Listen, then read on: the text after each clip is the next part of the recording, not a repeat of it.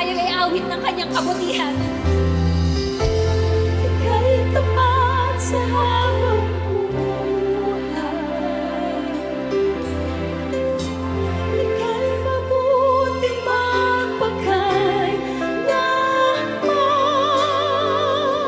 Hanggat ako'y nabubuhay, awitin ko ang kabutihan ng Diyos.